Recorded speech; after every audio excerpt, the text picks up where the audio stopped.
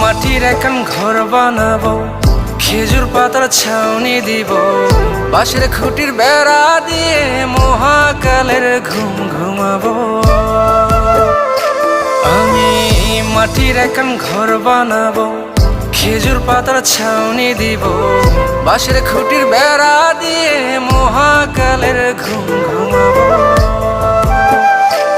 আরে সাদা কাপড় পয়রায় আমি গান গাইব আকাশ চুমি, ওপারেতে ঢুল পিটিয়ে আমার বিয়ের দাওয়াত দিব।